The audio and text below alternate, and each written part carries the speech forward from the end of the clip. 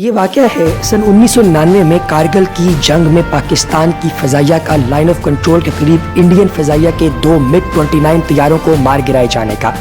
2 हवाबाज इस ऑपरेशन में शामिल थे। उनमें से पाकिस्तान की जानिब से एक को जिंदा जबकि दूसरे की लाश को इंडिया के हवाले किया गया था। इस फ़ज़ाई लड़ाई में मारे जाने वाले स्क्वाड्रन लीडर अजय आहूजा की लाश की हवालगी के मामला मुतनाज़ा रहा क्योंकि इंडिया का कहना था कि पाकिस्तानी फौज ने उन्हें भी जिंदा पकड़ा था लेकिन बाद में हलाक कर दिया। पाकिस्तान का मौक़िफ़ था कि अगर उन्हें इंडियन हवाबाज को हलाक करना होता तो वो दोनों को हलाक कर सकते थे, बल्कि उनके पास फ्लाइट लेफ्टिनेंट कंबापति नचकीता को मारने का जवाब ज़्यादा था क्योंकि जब उनके तैयारे को निशाना बनाया गया तो वो तैयारा तबाह होने से पहले एमरजेंसी बटन दबाकर पैराशूट के जरिए ज़मीन पर उतर चुका था और इस मौके पर उसने पाकिस्तानी फौजियों पर गोलियां भी चलाई थी। कतई नज़र लाश हवाला करके तनाज़े के इस वाक़े में फ्लाइट लेफ्टिनेंट कंबापति नचकीता की हिरासत और चंद दिन बाद हवालगी की खबरों की बाज़गश्त बरसों बाद भी सुनाई देती रही। ताहम इसकी तफसील में जाने से पहले हम देखते हैं कि जंगी कैदियों से मुताल्लिक बैनुल-अक़वामी क़वानीन क्या कहते हैं और इस वक्त पाकिस्तान की मदद करने को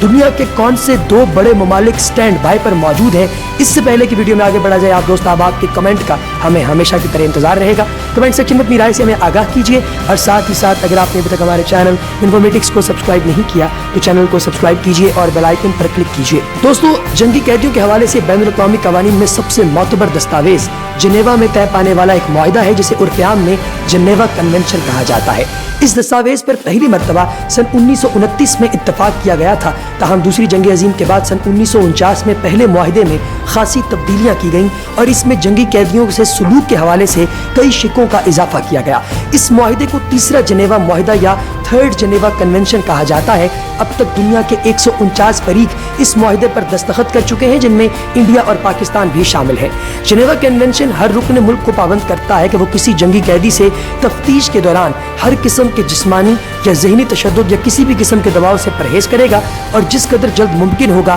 कैदी को जंग के मुकाम से दूर ले जाएगा। कन्वेंशन की शिक नंबर 49 ta 57 का ताल्लुक ऐसे कैदियों से है जिन्हें जल्द अपने मुल्क के हवाले नहीं किया जाता। ऐसे कैदियों के हुकूक के तहफ़्फ़ुज़ के लिए ज़रूरी है कि उनसे कोई ऐसा काम या मुशक्क़त भी ना ली जाए जो उनके फ़ौजी ओहदे के शायाने शान ना हो। यानी ना सिर्फ उनके ओहदे, उम्र और जिन्स का लिहाज रखना ज़रूरी है बल्कि उनसे कोई ऐसा काम भी नहीं करवाया जा सकता जो मुज़र सेहत या फिर ख़तरनाक हो। दोस्तों, इस हवाले से बैनुल-अक़वामी क़वानीन के माहिर अहमद बिलाल सूफ़ी कहते हैं कि इंडिया के ज़ेर इंतज़ाम कश्मीर में किसी भी कैदी के साथ जो सलूक किया जाता है उस पर इंटरनेशनल आर्म्ड कॉन्फ्लिक्ट यानी बैनुल-अक़वामी मुसल्लह तसादुम के क़वानीन का इतलाक़ भी होता है। ये एक लीगल फ्रेमवर्क या कानूनी ढांचे का नाम है जो इस वक्त अमल में आता है जब किसी मुकाम पर जंग की सूरत हाल हो, यानी फ़ौज की मौजूदगी बहुत ज़्यादा हो और वो इलाका ज़ेर कब्ज़ा भी हो। ये 2 चीज़ें मिलकर इसे इंटरनेशनल आर्म्ड कॉन्फ्लिक्ट बना देती हैं। अगर ऐसे तनाज़े या मुसल्लह तसादुम में कशीदगी बढ़ती है और कोई शख्स गिरफ्तार होता है तो इसकी कानूनी हैसियत एक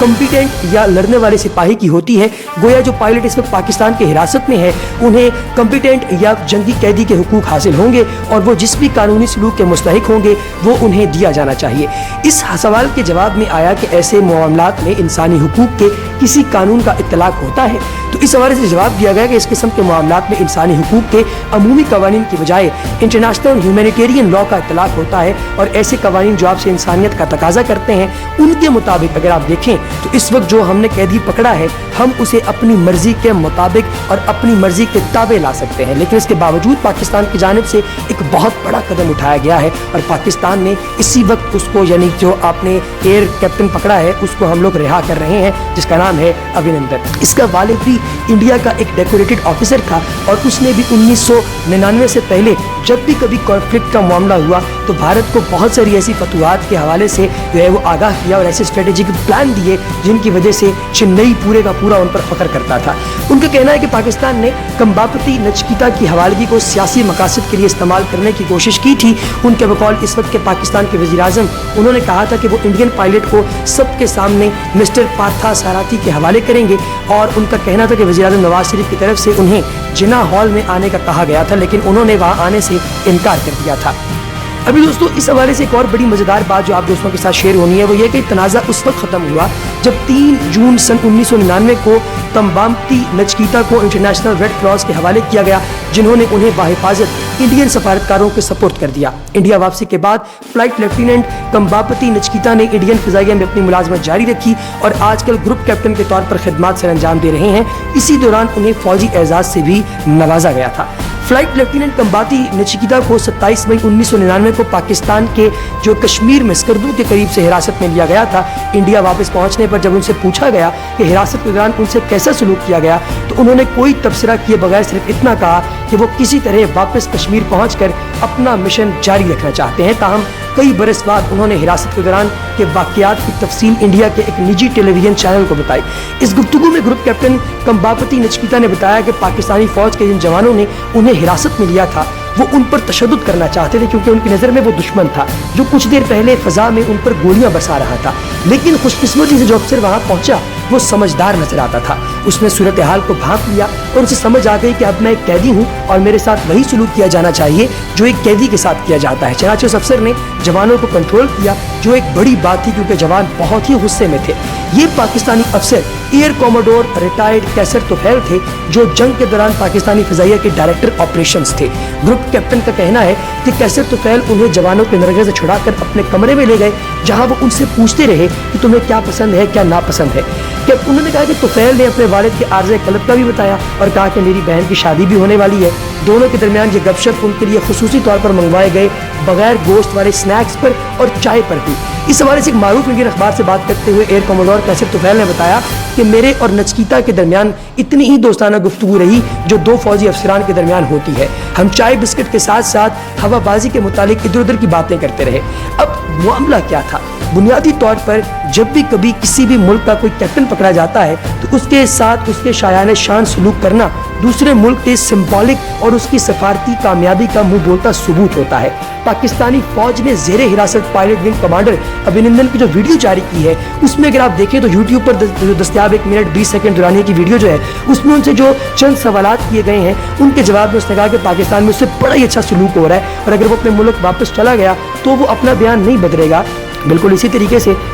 जिस पहले फौजी की मैंने आपसे बात शेयर की है उसने किया था। ग्रुप कैप्टन कंबापति नचिकेता की तरह विंग कमांडर अभिनंदन ने भी ये गुफ्तगू चाय पीते हुए की और पाकिस्तानी फौज की चाय की तारीफ भी की। ताहम ये आने वाले दिनों में मालूम होगा कि चाय के बागात के लिए मशहूर जनूबी इंडिया से ताल्लुक रखने वाले विंग कमांडर अभिनंदन की चाय से रग़बत इंडिया पाकिस्तान की हालिया कशीदगी की नज़र तो नहीं हो जाएगी। अभी इस वक्त अगर भारत हम पर हमला करने की बेवकूफ़ी करता है तो उसको मालूम होना चाहिए कि पाकिस्तान का साथ देने के लिए इस वक्त दुनिया के कौन कौन से ममालिक जो हैं वो हत्ता इम्कान पाकिस्तान के स्टैंड बाय पर मौजूद हैं। दोस्तों, इस वक्त पाकिस्तान और भारत की बढ़ती हुई कशीदगी के पेश नज़र पाकिस्तान दुनिया के हर उस मुल्क की जो पेशकश है जो कि वो पाकिस्तान के लिए सालिसी किरदार अदा करने कर रहा है वो उसे कबूल कर रहा है। तुर्की के नशरियाती इदारे TRT के मुताबिक तुर्की के वज़ीर ख़ारजा नुलोत चावशओगलू का कहना है कि पाकिस्तान और भारत के दरमियान मौजूद मसाइल के मुज़ाकरात के हल के लिए हम इस वक्त हर तरह का ताउन फराहम करने के लिए तैयार हैं। TRT के मुताबिक तुर्की के वज़ीर ख़ारजा ने यह भी दावा किया है कि हम अपने इस मौक़िफ़ से पाकिस्तान को आगाह कर चुके हैं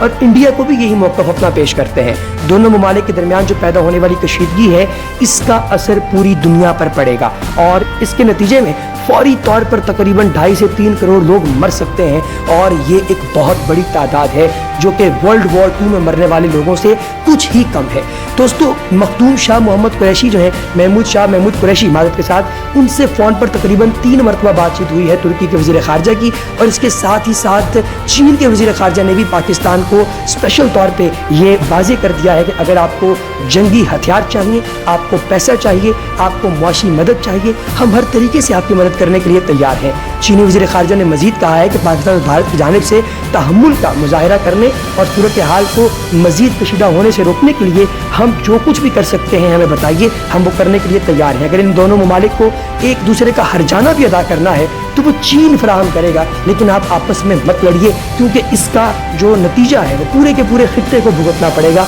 और हम ऐसा नहीं चाहते। दोस्तों, पूरी दुनिया में इस वक्त पाकिस्तान की जो है वो वाह इसलिए चल रही है क्योंकि पाकिस्तान के वज़ीर आज़म ने इतना बड़ा इक़दाम उठा लिया है जो कि कई लोगों के मुताबिक, कई जो दिफाई तज्जियाकार हैं उनके मुताबिक शायद बहुत जल्द है, शायद कबल अज़ वक्त है, लेकिन इसके बावजूद इसे ट्विटर के ऊपर इस वक्त एक स्टॉर्म है ट्विटर के ऊपर